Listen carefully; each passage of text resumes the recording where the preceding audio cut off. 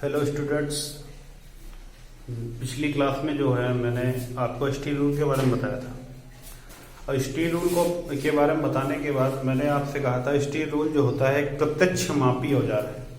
प्रत्यक्ष मापी औजार का मतलब होता है कि डायरेक्ट मेजरिंग टूल। तो जिस टूल को हम डायरेक्ट मेजर कर सकें, मतलब तुरंत प्रत्यक्ष माप लें, तो उस टूल्स को जो है डायरेक्ट मेजरिंग टूल कहते हैं।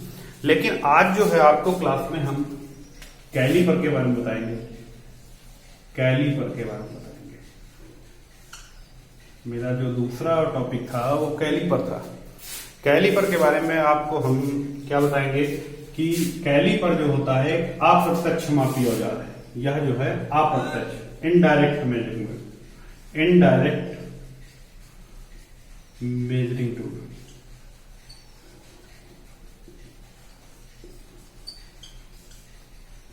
मेजरिंग टूल कैसे कि मैं आपको एक मोटिवेशन के बारे में बताता हूं, मोटिवेट करके बताता हूं कि जैसे आपके घर वालों ने कहा कि आपको जो है एक घर में एक मेज पड़ी हुई है, उस मेज के साइज के हिसाब से एक दूसरी मेज बनवा के लाओ। मेज बड़ी है, मेज जो है बड़ी है, तो उस मेज को बनवाने के लिए हम क्या करते हैं कि हमारे पास ना तो स्टील रोल है, ना तो स्टील टेप है। टेप भी नहीं है कि हम उससे माप लें, कि डायरेक्ट मेजर कर लें। तो हम क्या करते हैं, गांव में देखा होगा अक्सर, या तो डोरी लेकर उसको नाप लेगा, घर वाला कोई होगा उसको डोरी लेकर नाप लेगा। नहीं डोरी लेकर नापता है तो क्या करता है कि एक डंडी तोड़ी और उस डंडी के हिसाब से उसने माप ले लिया और जाके बड़े ही कारपेंटर शॉप पे जाकर वो उस लकड़ी या उस डोरी की माप देकर उसी साइज की जो है एक मेज तैयार करवाता है। लेकिन मेरे कहने का मतलब ना उस डोरी से ना उस मेज से है। मेरा कहने का मतलब है कि जो हम सब्जेक्ट आपको टॉपिक पढ़ा रहे हैं कैलीपर, जो कैलीपर है वो इनडायरेक्ट मेजरिंग टूल है। जैसा कि अभी मैंने बताया था कि एक डोरी या लकड़ी डंडी लेकर वो उस नाप को वहां पर नपवा देता है, वो स्टील टेप से नपवा देता है वहां पर। लेकिन उस डोरी और उस लकड़ी का क्या काम हुआ, वो इस मेज को मापने के लिए इनडायरेक्ट मेजरिंग टूल का नेचर यूज किया उसने, कि उस लकड़ी और उस डोरी को हम इनडायरेक्ट मेजरिंग टूल कह सकते हैं। क्यों? क्योंकि जब हम किसी जॉब की, मान लीजिए मेज थी तो एक हिसाब से हमारी जॉब थी, तो ये किसी जॉब को मापने के लिए सर्वप्रथम मापने वाले औजार को मतलब माप लिया। माप लेने के बाद उसको ले जाकर स्टील रूल पर हम माप लेते हैं, तो वो जो बीच में जो औजार होगा उस डायरेक्ट मेजर नहीं कर रहा है, इसलिए उसको अप्रत्यक्ष मापी औजार बोलेंगे। तो अप्रत्यक्ष मापी औजार जो हमारा है वो हमारा कैलीपर है, वो हमारा कैलीपर ही है। तो अप्रत्यक्ष मापी औजार जो हमारा कैलीपर है वो क्या करता है, आपको इसके बारे में पता होना चाहिए। तो वो जो है हमारा सबसे सर्वप्रथम हमको पता होना चाहिए वो किस धातु का बना हुआ होता है। तो हमको इसके बारे में पता हो गया कि ये एक अप्रत्यक्ष मापी औजार है, कि यह किसी जॉब को चेक करने के बाद स्टील रूल से सहायता प्रदान करता है, तब वो जॉब की माप बताता है। तो ये इसका मटेरियल होता है वो हमारा हाई कार्बन स्टील HCS और MS माइल्ड स्टील। अब हाई कार्बन स्टील और माइल्ड स्टील के क्यों बनाए जाते हैं? नॉर्मल साइज में जब प्रयोग किए जाते हैं तो माइल्ड स्टील के प्रयोग किए जाते हैं, और हाई साइज में प्रयोग किए जाते हैं वो हाई कार्बन स्टील के बनाए जाते हैं। इनमें इतना अंतर होता है कि इनको हाई कार्बन स्टील वाले धातु वाले कैलीपर को जो है हार्ड व टेम्पर किया जाता है। जहां भी हार्ड व टेम्पर किया जाएगा और जिस भाग को भी करना होगा, और MS माइल्ड स्टील वाले भाग को जो है जहां पर उसको मतलब उच्च क्वालिटी मतलब देना होगा तो वहां पर केस हार्ड किया जाएगा। माइल्ड स्टील का जो भी जो भी धातु माइल्ड स्टील की होती है उसको केस हार्ड किया जाता है, केस हार्ड किया जाता है। और हाई कार्बन स्टील के जो भी भाग होते हैं उनको हार्ड व टेम्पर किया जाता है, हार्ड व टेम्पर किया जाता है। अब इसके बारे में हमको पता होना चाहिए कि ये है क्या। ये एक अप्रत्यक्ष मापी औजार है, ये मापने वाला ही औजार है लेकिन अप्रत्यक्ष माप के हिसाब से प्रयोग किया जाता है। फिर इसके बारे में हमको इसके भाग पता होना चाहिए। भाग पता होने के साथ साथ हम जो है इसके बारे में आपको बता रहे हैं। सर्वप्रथम ये 2 टाइप्स के बनाए जाते हैं, 2 टाइप्स जोड़ के आधार पर 2 टाइप्स के बनाए गए। एक हमारा होता है फर्म ज्वाइंट, फर्म ज्वाइंट अभी आपको बता रहे हैं ये क्या है। और एक होता है spring joint, spring joint. Firm joint में क्या होता है, ये जो हमारा टूल होता है ये बाहरी भीतरी वृत्त हर प्रकार की जांच कर सकता है, वो भी अप्रत्यक्ष माप से। फिर क्या है फर्म ज्वाइंट, इनको 2 भागों में बांट दिया गया, फर्म ज्वाइंट और स्प्रिंग ज्वाइंट। फर्म ज्वाइंट में क्या था, फर्म ज्वाइंट जो होता है वो इस टाइप का होता है,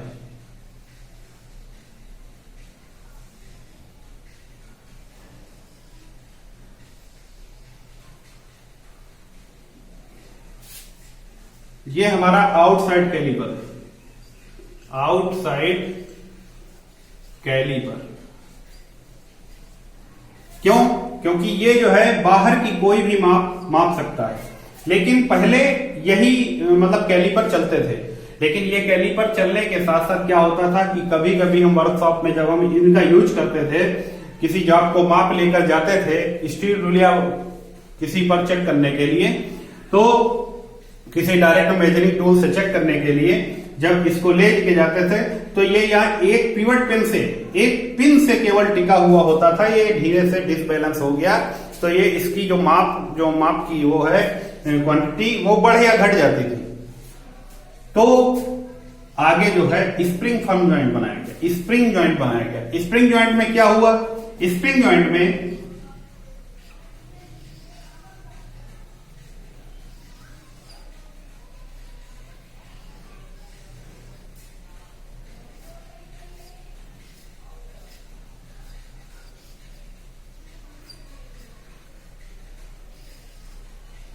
ये इस टाइप का बनाया गया। क्यों?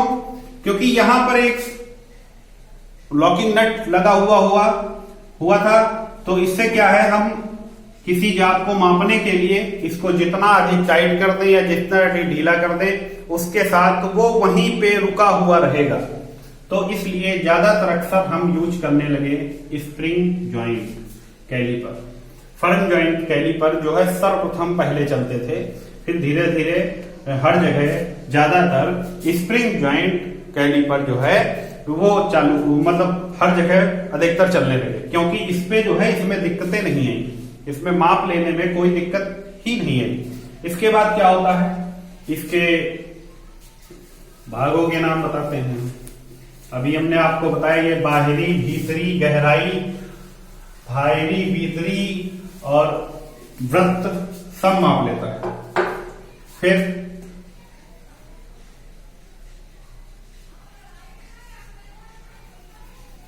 टाइप,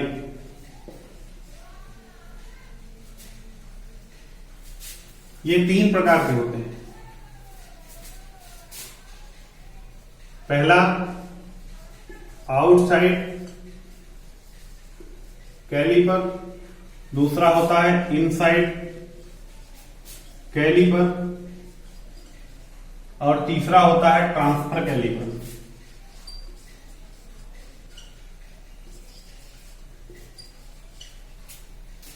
आउटसाइड कैलिपर अभी मैंने आपके सामने बनाया हुआ था, वो आउटसाइड कैलिपर था। ये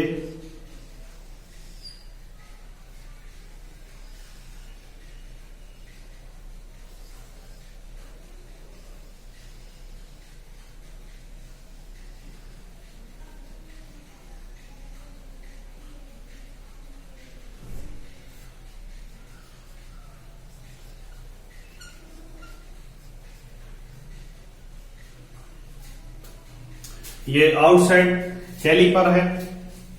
सेम ऐसे ही इनसाइड कैलीपर होता है।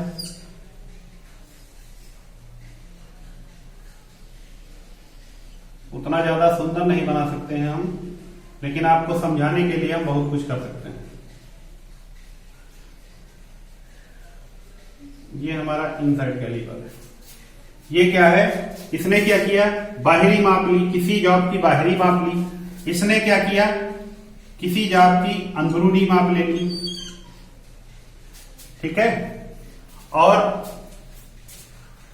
ये कैलीपर किस लिए प्रयोग किया जाता है, ये कैलीपर आउटसाइड कैलीपर की ही तरह होता है। आउटसाइड कैलीपर की तरह होता है, लेकिन क्या होता है इसमें,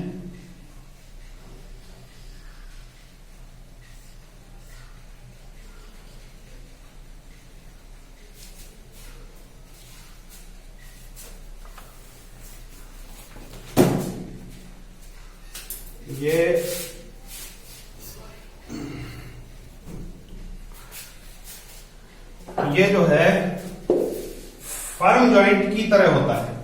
ये बना जो है फर्म जॉइंट की तरह ही होता है, ऐसे।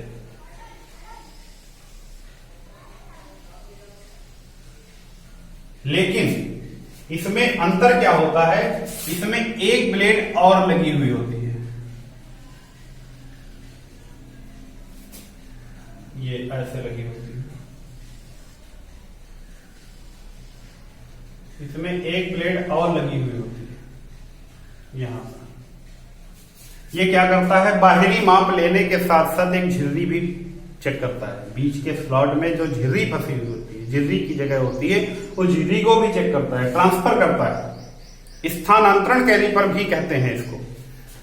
तो हमको आज क्या पता चला, ये इसकी लंबाई जो होती है, इसकी लेंथ जो बोली जाती है, वो हमारी इसके सेंटर से, जो इसका पिवट का सेंटर पॉइंट का होता है, और नीचे जो गेजिंग पॉइंट होता है, गेजिंग पॉइंट बोलते हैं उसको, ये इसकी लेंथ होती है। ये इसकी लेंथ होती है। और इन गेजिंग पॉइंट को हार्ड व टेम्पर किया जाता है। मैंने अभी आपको बताया था हाई कार्बन स्टील और माइल्ड स्टील। तो जो भी ये हाई कार्बन स्टील के हैं कैलीपर, तो हार्ड व टेम्पर किए जाएंगे, हार्ड एंड टेम्पर। और माइल्ड स्टील के जो कैलीपर होंगे, जो ये मान लीजिए माइल्ड स्टील का ये कैलीपर है, तो इसके जो गेजिंग पॉइंट, ये यहां से माप ली जाएगी इसकी, यहां से यहां तक। तो इसके जो गेजिंग पॉइंट होंगे, गेजिंग पॉइंट, ये गेजिंग पॉइंट जो होंगे वो माइल्ड स्टील का यदि माना गया, ये ट्रांसफर, ये दोनों कैलीपर जो हैं माइल्ड, वो हाई कार्बन स्टील के हैं, तो इनको हार्ड व टेम्पर इनके गेजिंग पॉइंट को किया गया। गेजिंग पॉइंट को इसलिए हार्ड व टेम्पर कर दिया जाता है क्योंकि बार बार किसी जॉब को चेक करने के लिए, बार बार किसी जॉब को चेक करने के लिए क्या होगा कि वो घिस जाएंगे, रगड़ जाएंगे। तो इसलिए जो है इसको हार्ड व टेम्पर कर दिया जाता है कि ना इनमें रगड़ाए, ना ये घिसे, ये स्वतः चलते रहे। फिर नेक्स्ट क्या है, मान लीजिए ट्रांसफर कैलीपर जो है हमारा माइल्ड स्टील का बना हुआ है, तो इसके गेजिंग पॉइंट को केस हार्डनिंग की जाएगी, केस हार्डनिंग। आप हार्ड व टेम्पर या केस हार्डनिंग नहीं समझ पा रहे हैं, तो नेक्स्ट क्लासेज जो लगेंगी मेरी, उन क्लासों में मैं आपको हार्ड व टेम्पर और केस हार्ड कैसे किया जाता है, इसके बारे में भी क्लासों में बताऊंगा। तो आज जो है आपने कैलीपर का पूरा रूप जान लिया है कि कैलीपर बाहरी, भीतरी और किसी वृत्त की माप लेता है, वो भी अप्रत्यक्ष माप, इनडायरेक्टली मेजरमेंट करता है।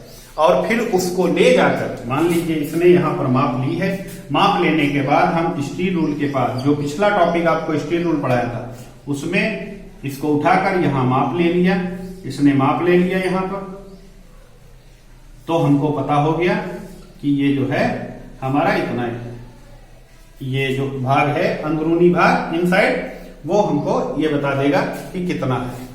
तो इसलिए इसको इनडायरेक्ट मेजरिंग टूल के हिसाब से कहते हैं। और ये भी एक मोस्ट इंपॉर्टेंट चैप्टर है, टॉपिक है। ये याद रखिएगा कि ये दो टाइप के बनाए जाते हैं, high carbon steel, mild steel. लेकिन हाई कार्बन स्टील के जो होते हैं उनके गेजिंग पॉइंट हार्ड व टेम्पर किए जाते हैं, और माइल्ड स्टील के जो होते हैं वो केस हार्ड किए जाते हैं। और आपको एक नई चीज पता हो गई होगी, आउटसाइड इनसाइड तो आपने बार बार पढ़ा होगा, लेकिन ये ट्रांसफर कैलिपर भी आपके टॉपिक में है। तो आपको आगे जो है कभी क्वेश्चन मिलेगा तो आप सोचेंगे कि हाँ ट्रांसफर कैलिपर हमने पढ़ा है। ठीक है, थैंक यू। अब अगली नेक्स्ट क्लास में आपको बताऊंगा।